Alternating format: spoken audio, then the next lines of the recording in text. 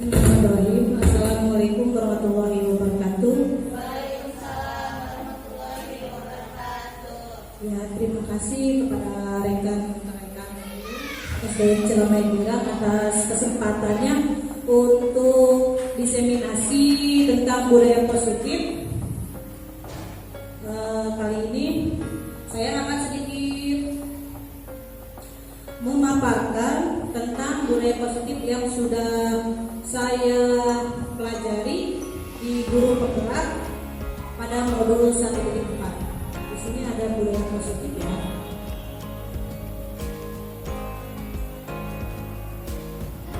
Di sini ada salam dan bahagia Bapak dan Ibu guru hebat, di mana salam dan bahagia ini merupakan salam yang khas dari Merdeka Mengajar itu yang diambil dari filosofi pendidikan Ki Hajar Dewantara. Jadi salam dan bahagia supaya selamat dan selalu bahagia dalam melaksanakan pendidikan, dalam memajukan pendidikan itu sendiri.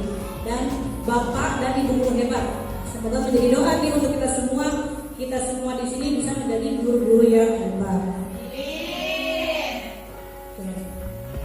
Konsep inti pada budaya positif ini yang akan dibahas, yang pertama itu ada perubahan paradigma belajar, disiplin positif, nilai-nilai kebajikan, motivasi perilaku manusia, posisi kontrol guru, keyakinan kelas, ada kebutuhan dasar manusia, ada segitiga restitusi. Nah, dari ke-8 konsep inti ini saya rasa sangat bermanfaat sekali.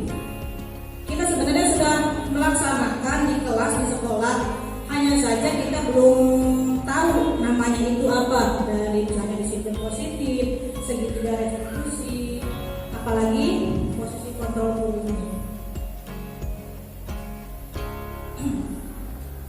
Nah, budaya positif itu sendiri maksudnya itu jadi kita menciptakan budaya positif di sekolah ataupun di kelas kita masing-masing yang tujuannya itu untuk memberikan rasa nyaman, rasa aman kepada siswa sehingga siswa itu betah belajar di sekolah.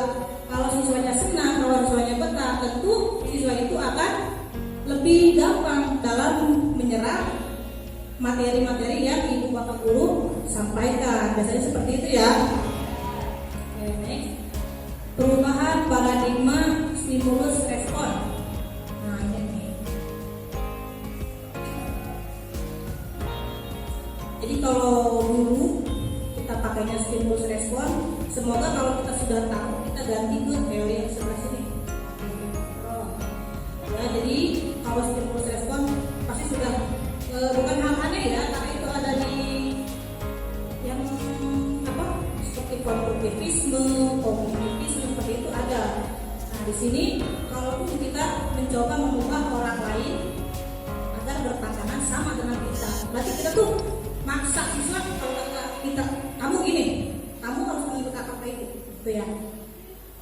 Nah, untuk teori kontrol itu tidak seperti itu ya. Kita berusaha memahami apa sih yang siswa pikirkan atau pendapat siswa seperti apa itu. Terus di sini ada perilaku buruk bila dari kesalahan atau sebagai suatu kesalahan. Semua perilaku memiliki tujuan. Kalau itu, misalkan nih ada anak kesiangan, biasanya kita kamu kesiangan, kita langsung menjudge mereka, kamu mau malas atau apa? Pasti kan anak itu ada alasannya kenapa dia kesiangan seperti itu ya. Nanti itu akan ada pembahasannya ada di segitiga restitusi dan posisi kontrol guru itu sendiri. Terus orang lain bisa mengontrol saya. Pada teori kontrol itu hanya Anda yang bisa mengontrol diri sendiri. Kemudian saya bisa mengontrol orang lain. Maksudnya orang lain di sini misalkan murid ya. Terus ada Anda tidak bisa mengontrol orang lain. Tadi misalnya kita memaksa anak di kelas, kamu harus rajin, kamu harus diam kalau itu mengajar, kalau itu sudah menjelaskan. Anak itu sebenarnya tidak bisa, bukan dikontrol oleh kita ya, tapi dia mengontrol dirinya sendiri ya, bukan karena kita nyuruh dia seperti itu terus dia nurut, enggak kayak gitu. Karena itu dirinya sendirilah yang melakukan sehingga dia misalnya juga diam saat ibu bapak menjelaskan materi. Seperti itu. Pemaksaan pada saat rujukan dan lain sebagainya. Intinya kita itu tidak bisa mengontrol orang lain. Kalau kita mengontrol siswa, pendapat kita sudah mengontrol siswa untuk menjadi siswa yang diam kalau belajar, siswa yang gak lari-larian, itu bukan kita, tapi diri siswa itu sendirilah yang mengontrol diri mereka. Disiplin. Kalau kita mendengar kata disiplin, apa yang kita maksud?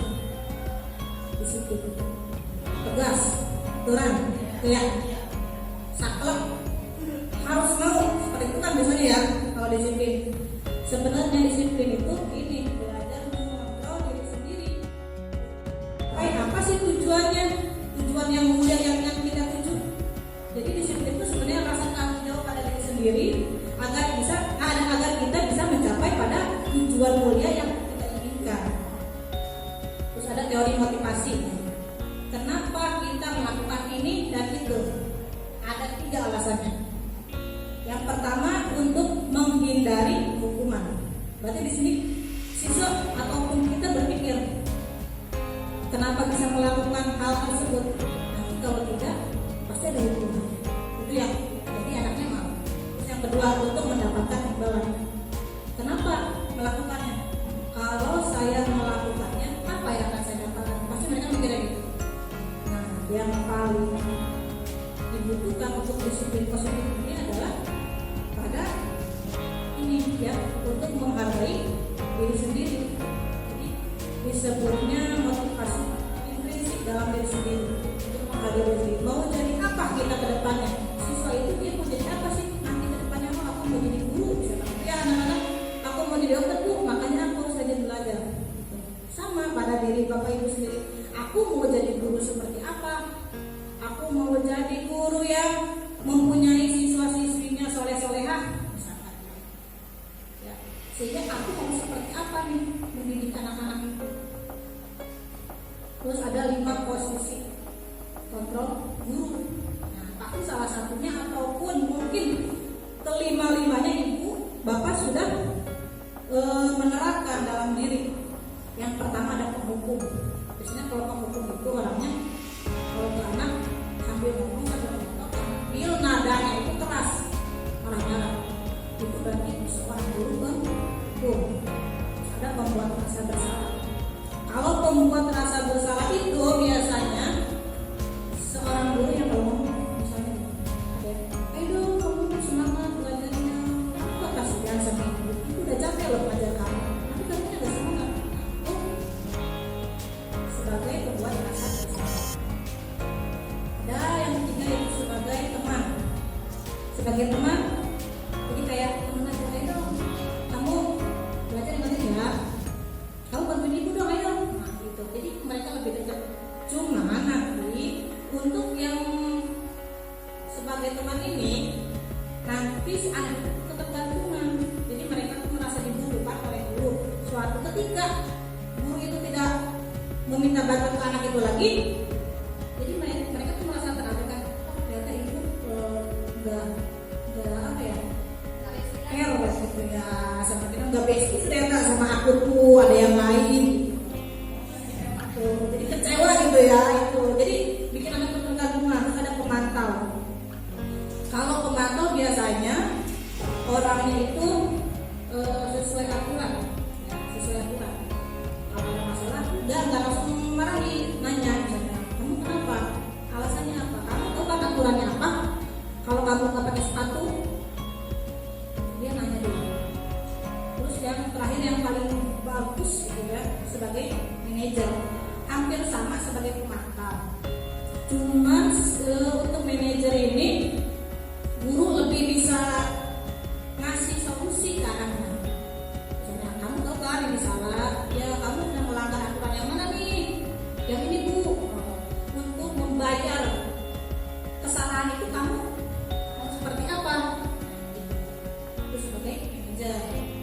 Kemudian ada yang ini kebutuhan dasar.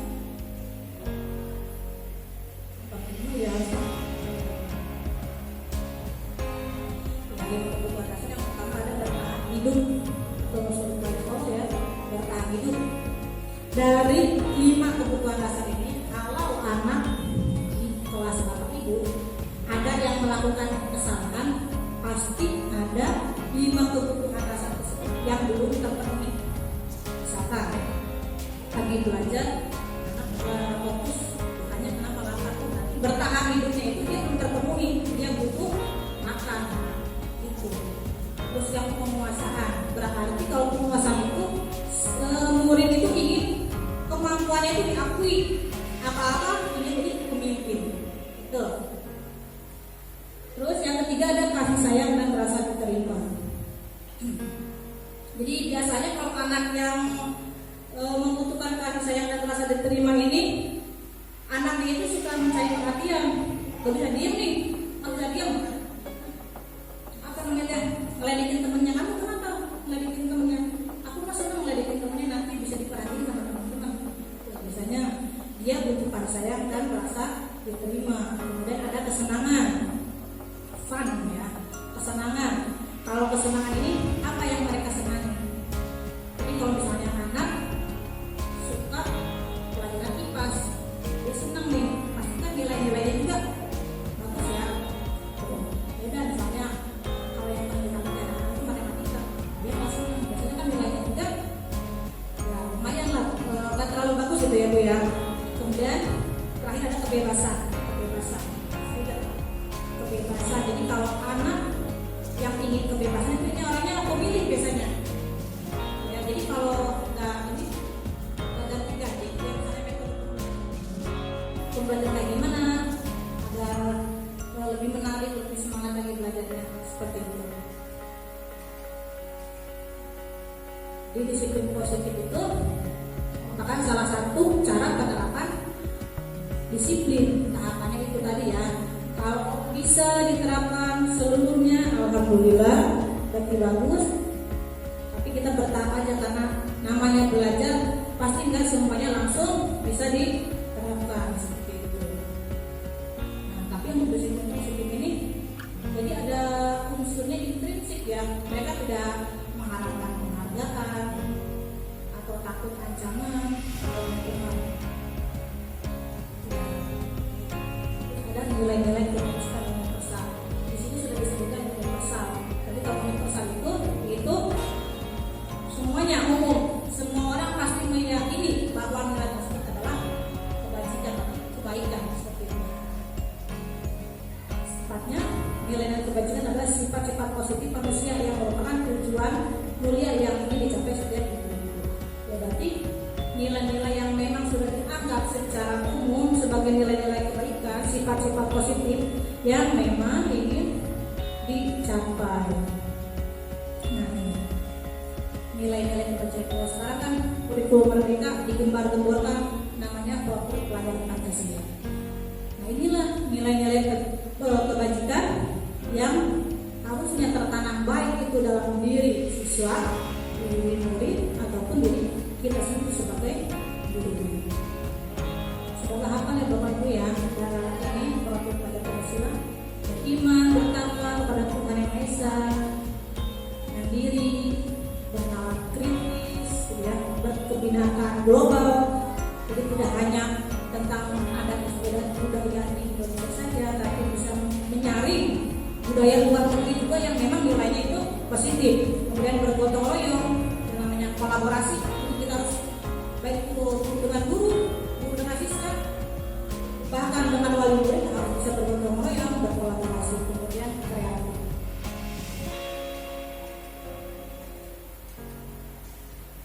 Dia sebentar sudah ini tadi tentang teori motivasi perilaku manusia. Apa yang mereka lakukan pasti ada tujuannya, ada motivasinya juga. Yang eksternal itu pertama untuk menghindari hukuman, takut dihukum dengan CPR atau dimarahin biasanya. Kemudian untuk mendapatkan imbalan. Nanti kalau misalnya melakukan pembelajaran ulang nanti dikasih imbalan apa sama ibu gurunya, bapak gurunya. Dan yang ini untuk disiplin positif diharapkan yang tertanam dalam diri para murid itu tentang motivasi untuk menghargai diri sendiri. Mau menjadi apa mereka nantinya tertanam dalam diri mereka sendiri sehingga mereka mampu belajar dimanapun mereka berada. Nah ini penghargaan kan biasanya kalau kita dengar itu sesuatu yang positif ya, tapi ternyata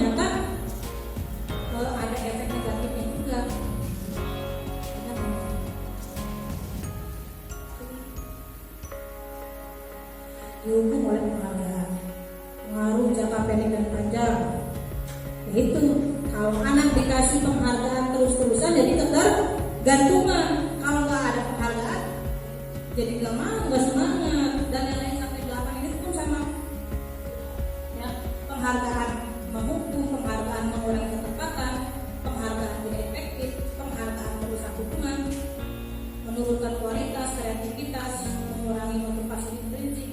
Intinya kalau kita dalam jangka waktu panjang atau pendek ini, anak yang mau belajar, mau membuat sesuatu karena ada penghargaan, jadi kreativitasnya berkurang. Kemudian kualitasnya juga berkurang. Apa yang mereka buat itu kualitasnya berkurang. Jadi mereka berpikirnya yang penting selesai, aku dapat penghargaan. Tuh. Kemudian ketepatannya juga berkurang. Dan merusak hubungan. Nah, biasanya ini bikin anak minder. Aku mah dapat pernah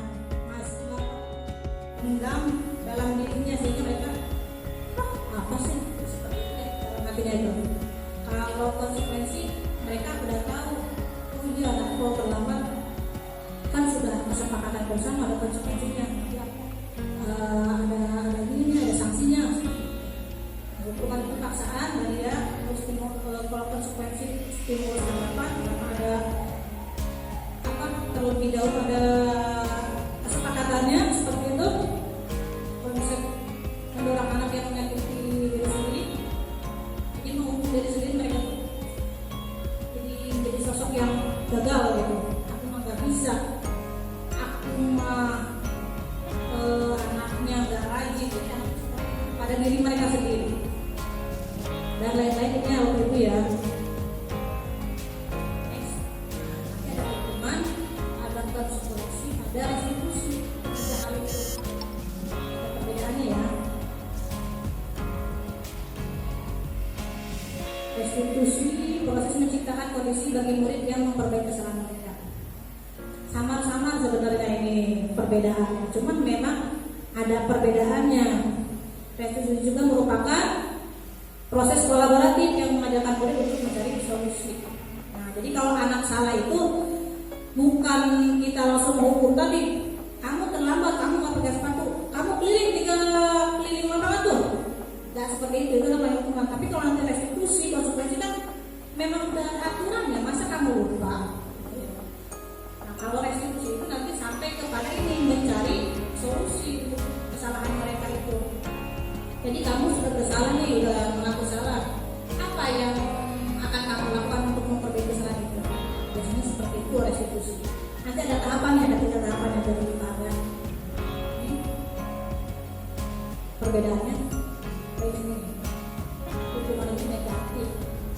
Kalau konsekuensi kan netral, karena tadi ada aturannya. Kalau restitusi itu positif karena sampai kepada pemecahan masalahnya mau seperti apa ya. Terus ini nih kalimatnya juga nih, lihat hukuman. Awas kalau dilakukan lagi ya, nanti awas lah. Itu biasanya ya. Terus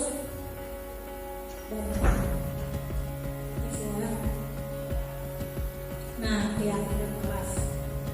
Keyakinan kelas. Mengapa tidak peraturan kelas gitu ya? Kenapa harus keyakinan kelas? Kenapa ya? Keyakinan. Kalau yakin, kalau kita yakin menolong itu baik, pasti kan dilakukan. Nah, itu intinya. Namanya keyakinan kelas. Jadi biar tertanam dalam dirinya, hatinya yakin itu baik, pasti akan dilakukan.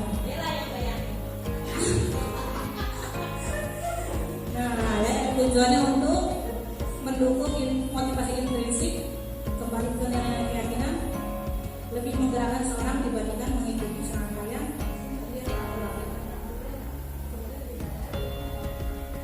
Contohnya ini beda ya, peraturan kelas sama keyakinan kelas. Ini disebutnya seperti ini. Jadi kalau keyakinan kelas itu lebih simple, bahasanya agak mudah diingat biasanya. Kalau peraturan kan datang harus tepat waktu pukul 7, memakai seragam sesuai jadwalnya. Tuh, itu namanya peraturan. Tapi kalau keyakinan kelas ini, jadi silakan ibu bapak boleh membuat keyakinan kelas masing-masing.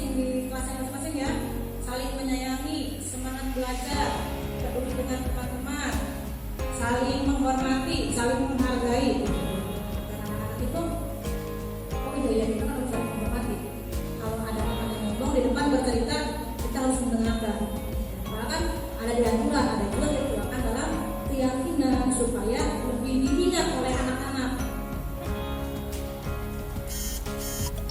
Ini kebutuhan dasar manusia, ada bertahan hidup. Ya. Kalau anak lapar, belajarnya nggak konsen, itu kan berarti dia butuh makan. Jadi kebutuhan ini belum terpenuhi. Kamu kenapa nggak konsen gitu belajarnya? Lapar bu, itu belum sarapan. Nah itu kan ya sebuah kesalahan yang murid lakukan. Ternyata memang ada kebutuhan yang belum terpenuhi. Gurunya juga sama ya? Terus penguasaan biasanya anak itu maunya jadi pemimpin aja. Ya, maunya jadi pemimpin aja semangat. Anak yang berani biasanya jadi pemimpin, ada juga anak yang nggak aku malu ada yang gitu. Nah biasanya gitu ya. Ya udah nggak apa-apa, kita jadiin aja pemimpin kalau emang dia mau mah. Kemudian ini kan saya dan rasa diterima. Biasanya ini tadi anaknya ingin diperhatikan. Ya, caper banget. Capernya biasanya ke bandel. Nah itu karena emang ingin diperhatikan. Berarti semuanya harus diperhatikan nanti sama ibu. Jangan yang pintarnya aja diperhatikan, yang luar biasa nggak bisa diemnya juga harus diperhatikan itu. Kemudian kesenangan ya. Jadi misalnya metodenya belajar itu yang siswa senangnya seperti apa nih? Kemudian ada yang terakhir kebebasan. Supaya anak nggak bosan di kelas harus belajar apa, strateginya seperti apa gitu ya, pendekatannya seperti apa. Nah, ini posisi ini udah dijelaskan ya. Jelaskan lagi penghukum. Penghukum ya. Pasti pernah ya, pasti kita pernah menjadi gitu ya, menjadi penghukum. Kamu mah sambil melotot matanya. Iya, semoga kalau udah gini jadi agak kendut ya anak-anaknya.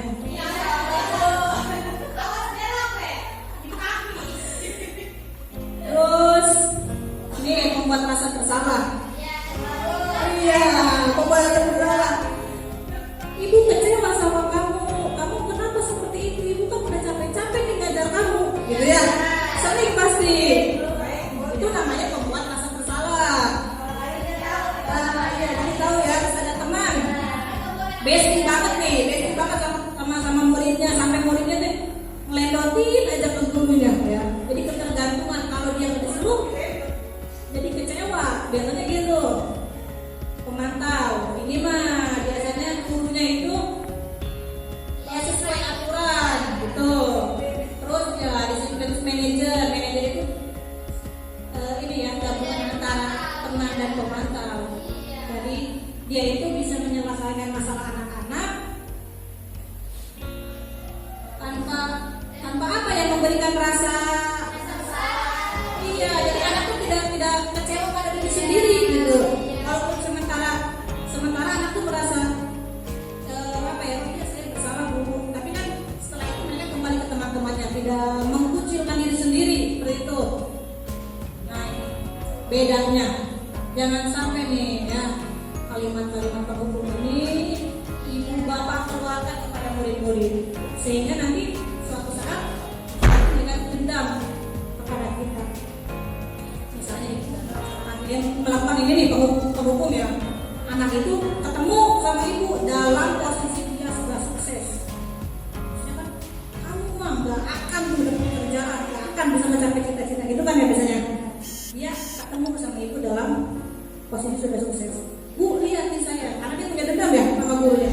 Bu, lihat nih saya tidak seperti yang ibu bilang, saya bisa mencapai cita-cita saya. Tapi kalau dia dalam posisi gagal, datang dalam posisi gagal kepada ibu mah udah tahu saya hebat, malah dimarahin dan diarahin ke arah yang baik. Jadi mereka punya, jadi kita serba salah ya. Mereka sukses kita salah, mereka gagal apalagi salah banget gitu. Jadi kalau ini identitas berhasil itu ini ada 3 sebagai teman, pemantau, dan lebih bagus yaitu sebagai manajer. Nah ini tadi restitusi. Jadi kalau ada anak yang salah melakukan kesalahan, alangkah baiknya tidak langsung dimarahi, kita laksanakan segitiga restitusi. Tidak apa-apa, nggak berurutan juga, cuman setidaknya ya kita menanamkan pada diri mereka jangan sampai menjadi orang yang kecil hati, orang diri yang sampai seperti itu. Ini ada yang pertama itu menstabilkan identitas. Ibu bisa nanya ke anak-anak, ke murid, kamu tahu nggak kalau kesalahan itu? Tidak apa-apa. Setiap anak pasti mempunyai kesalahan. Setiap orang pasti pernah melakukan kesalahan. Tidak apa-apa, misalnya gitu. Ditenangkan dulu tuh si anak itu ya. Terus selanjutnya ada validasi tindakan yang salah. Kasih tahu tuh. Tadi kan kamu udah bilang tuh. Nah ya, kamu pasti punya alasan kan? Udah melakukan kesalahan itu apa alasannya? Kenapa kamu misalnya terlambat? Atau kenapa misalnya kamu nggak pakai sepatu? Hanya dulu alasannya, nggak langsung marah-marahi. Terus yang terakhir ini menanyakan keyakinan. Tadi ya kalau sudah membuat keyakinan saling menghormati, disiplin, tanggung jawab dari kelas ya. Lalu bisa tanya, kamu tahu kan keyakinan kelas kita itu apa? Dia tahu dulu. Apa yang sudah kamu langgar pada keyakinan kelas yang telah kita buat itu? Misalnya disiplin dulu, nggak pakai sepatu kan nggak disiplin, misalkan gitu. Nah sekarang kamu tahu tuh, kamu melanggar keyakinan itu yang disiplin. Kira-kira kalau seperti itu kamu kedepannya mau bagaimana supaya tidak melanggar lagi? Kamu janji ya nggak akan melanggar lagi. Gimana caranya supaya membayar kesalahan-kesalahan itu? Mungkin anak akan menjawab, ya Bu, nanti kedepannya saya akan memakai sepatu atau tidak terlambat lagi, akan mengerjakan PR sebelum bermain, akan mengerjakan PR dulu. Seperti itu. Ya.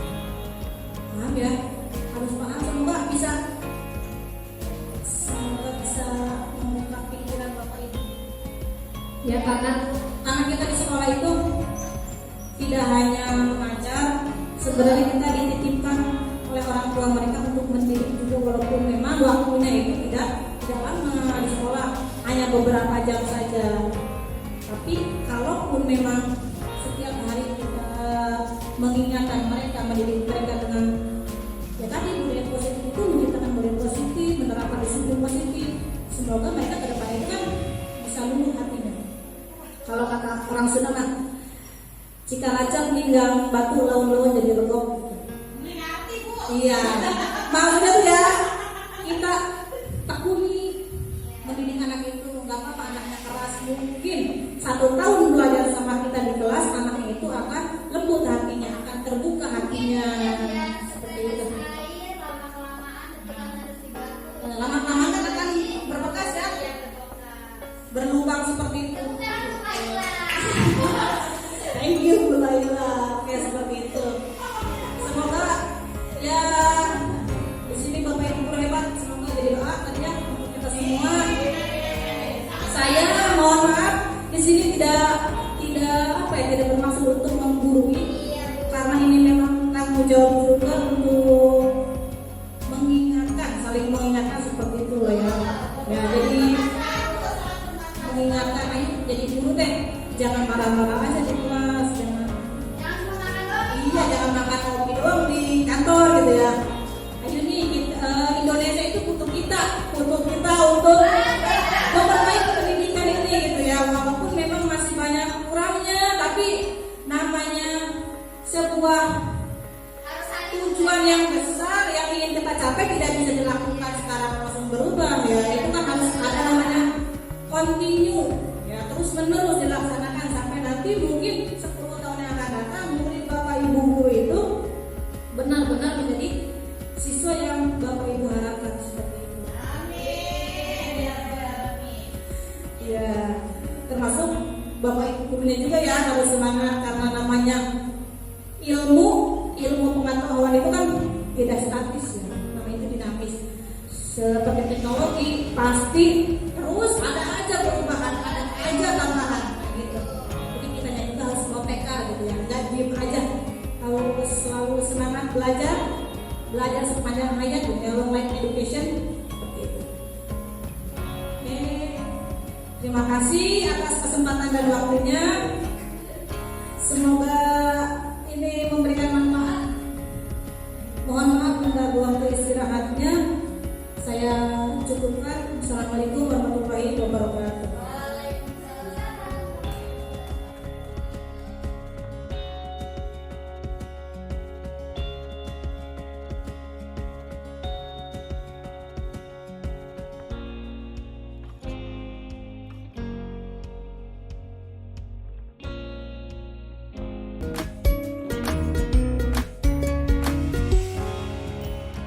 Salam bahagia Ibu dan Bapak guru hebat.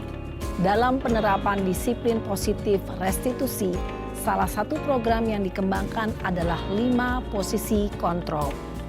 5 posisi kontrol dalam restitusi adalah proses perjalanan seorang pendidik agar dapat mengenali dirinya. Pada video kali ini, kita akan membahas tentang 5 posisi kontrol yang dikembangkan oleh Diane Goosen dan contoh penerapannya.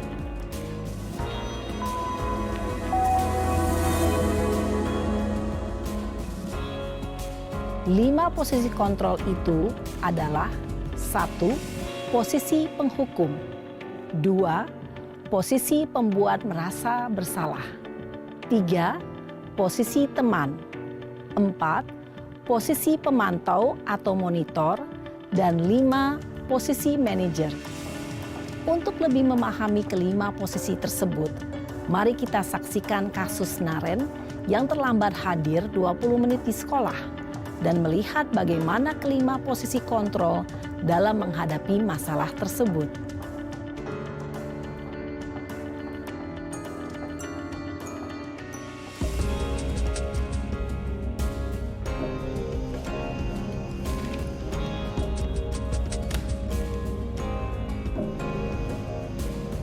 Naren! Sini kamu! Selamat pagi, Bu. Selalu terlambat. Kamu deh, pasti terlambat. Maaf, Bu. Saya... Apa? Apa coba? Alasan kamu apa lagi? Kapan sih kamu tidak terlambat? Malas sekali ya kamu jadi anak. Saya... Dasar pemalas. Gak kapok-kapok sih kamu.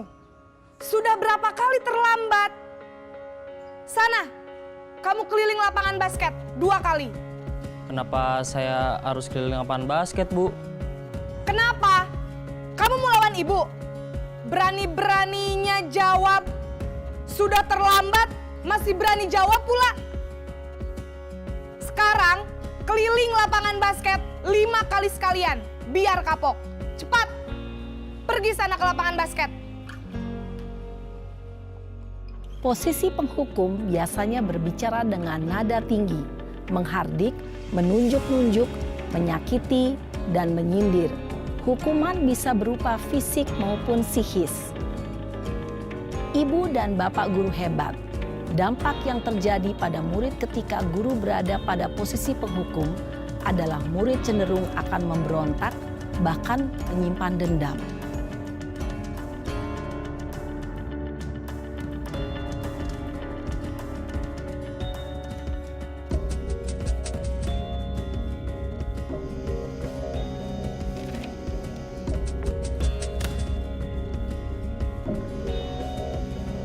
Naren!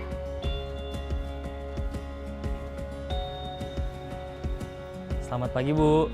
Naren. Kamu kenapa terlambat lagi, nak? Ya Tuhan, Naren. Kamu senang ya bikin ibu susah ya? Kalau kamu terlambat lagi, nanti ibu yang ditegur bapak kepala sekolah, nak. Disangka ibu tidak bisa membina kamu. Duh, gimana ini? Maaf, Bu.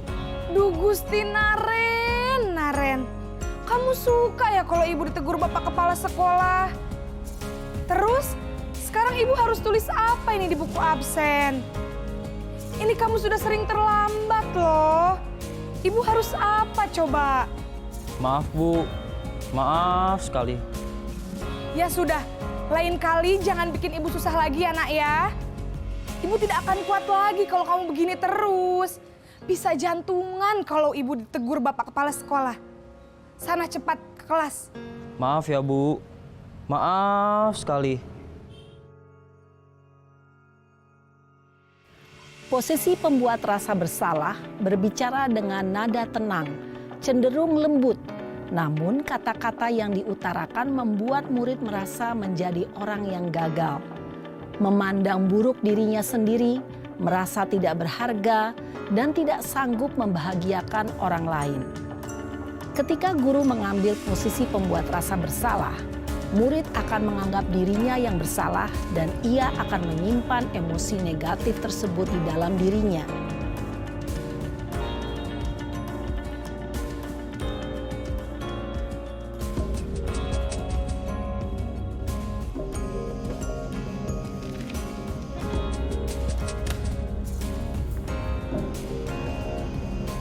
Naren!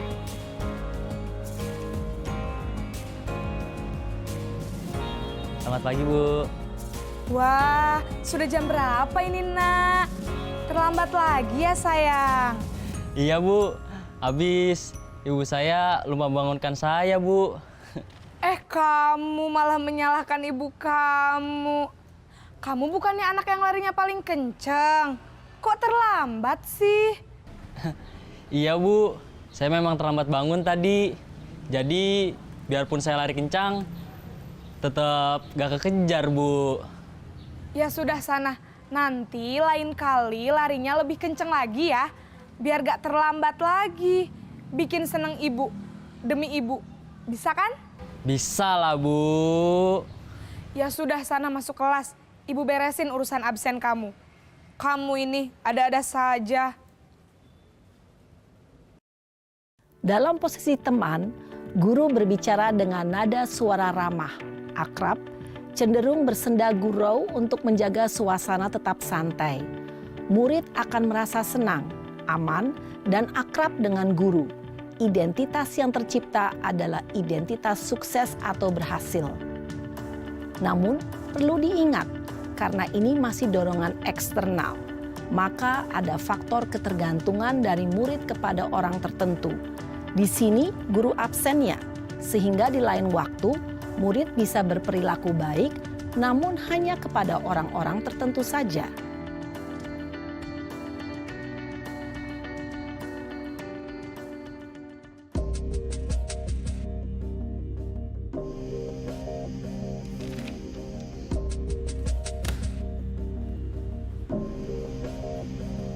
Naren!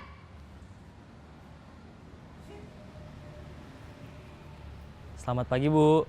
Naren, apa peraturan sekolah kita tentang jam berapa kita harus masuk sekolah, nak? Kita harus di sekolah jam 7 Bu.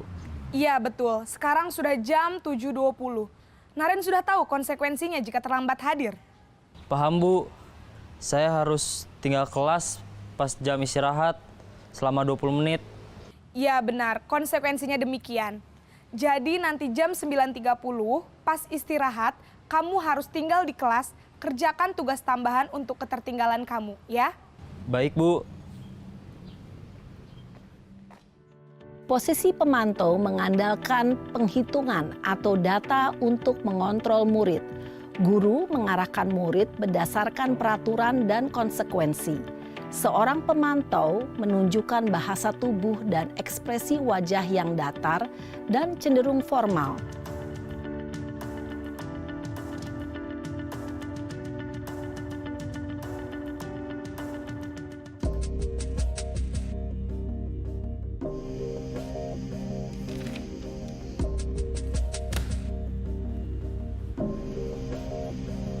Naren!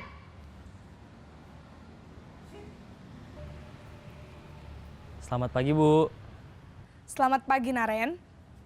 Maaf Bu, saya terlambat. Iya, sekolah masuknya jam 7, sekarang sudah jam 7.20.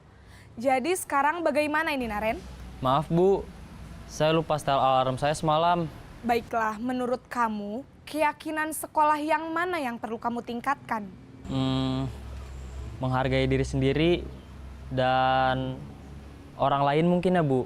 Setuju. Jadi, apakah Naren meyakini prinsip saling menghormati tersebut? Iya Bu, saya meyakininya. Apakah Naren bersedia memperbaiki masalah keterlambatan ini? Bersedia Bu. Bagaimana kamu akan perbaiki masalah keterlambatan ini?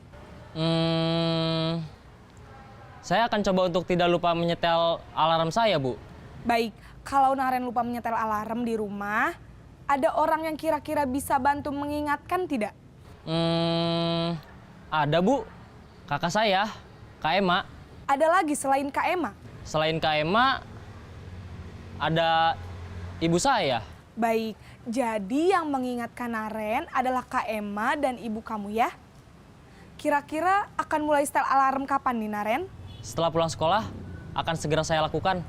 Baik, jadi Naren akan setel alarm untuk bangun besok pagi dan akan diingatkan oleh kakak dan ibunda Naren ya. Ada lagi yang mungkin perlu dilakukan Naren agar tidak terlambat bangun lagi. Tidak ada Bu. Baik Naren, terima kasih untuk kerjasama kamu. Sekarang kamu perlu kembali ke kelas untuk belajar. Baik Bu, terima kasih. Posisi manajer adalah posisi kontrol yang disarankan untuk membimbing murid memiliki sikap disiplin yang positif, yaitu murid yang mandiri, bertanggung jawab, dan dapat memecahkan masalah.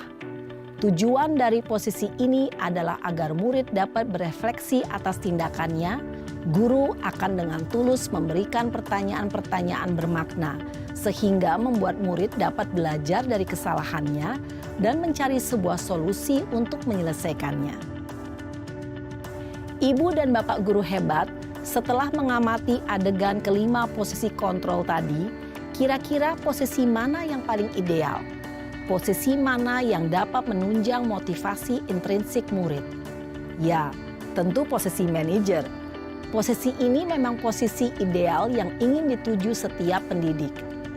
Pada posisi inilah, guru dapat menerapkan disiplin positif yang berpihak pada murid, yang memerdekakan murid. Perjalanan seorang pendidik tentunya tidak mudah untuk sampai pada posisi seorang manajer. Namun, tujuan kita pasti, yaitu menciptakan murid-murid yang mandiri, merdeka, dan bertanggung jawab. Semoga penggambaran 5 posisi kontrol yang telah diperlihatkan ini dapat menjadi ajang refleksi bagi kita semua, agar dapat terus mengasah dan menerapkan disiplin positif yang memerdekakan murid. Mari terus berlatih dan bersemangat. Selamat menerapkan. Salam dan bahagia, Ibu dan Bapak guru hebat.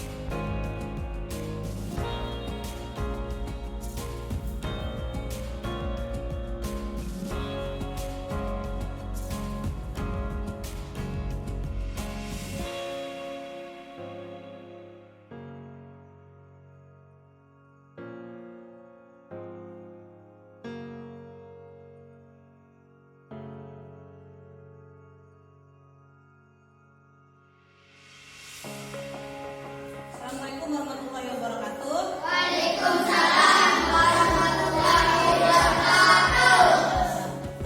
Gimana kabarnya? Baik. Sehat semuanya ya? Semangat?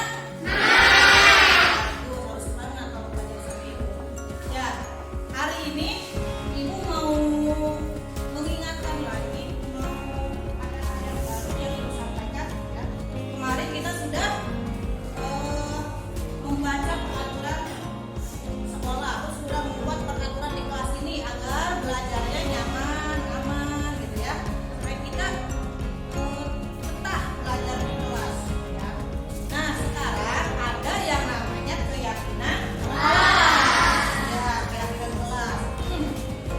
Keyakinan kelas itu sama atau tidak ya sama peraturan, sudah tahu belum? Belum? Lebih menjelaskan dulu ya. Kemarin kan kalau peraturan kelas itu ada yang misalnya apa? Datang tepat terus memakai sepatu, memakai seragam ya. Ada lagi rambutnya harus rapi dan lain-lain. Nah, sekarang ada yang namanya keyakinan kelas. Kalau keyakinan kelas itu ya kamu yakini nilai-nilainya itu ya benar baik. Ya, kalau namanya keyakinan kan kamu yakin kalau nilainya itu baik. Ya misalnya apa contohnya? Saling menghargai, saling menghormati. Ada lagi? Saling menyayangi. Apa lagi? Iya, pintar. Apa lagi? Saling berbagi di kelas ini. Terus apa lagi? Ya, bekerja sama. Tuh, paham ya? Nah, nanti Ibu bagikan ini apa namanya?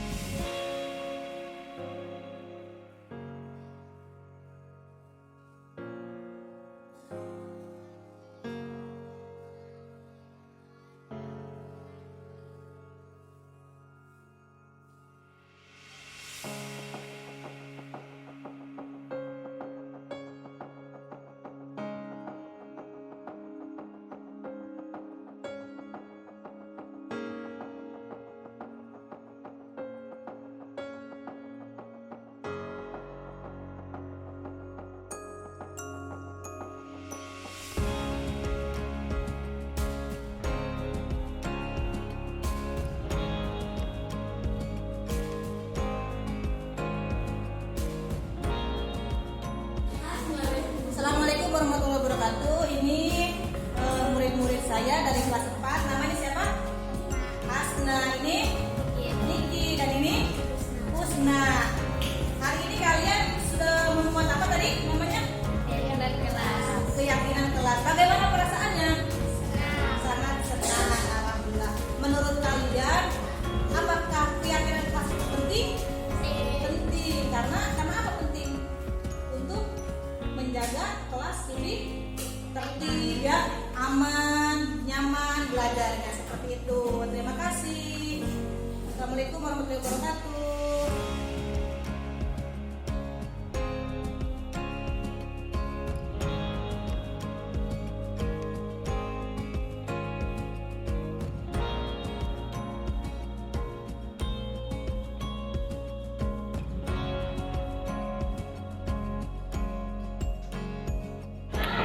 Assalamualaikum warahmatullahi wabarakatuh.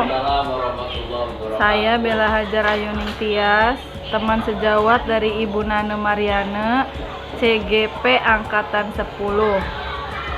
Setelah saya menyimak tentang budaya positif yang telah disampaikan Bu Nane, saya merasa termotivasi karena budaya positif tidak hanya berlaku di sekolah saja. Kita juga bisa menerapkannya pada diri kita sendiri dan lingkungan. Sekian pendapat dari saya ucapkan terima kasih. Wassalamualaikum warahmatullahi wabarakatuh.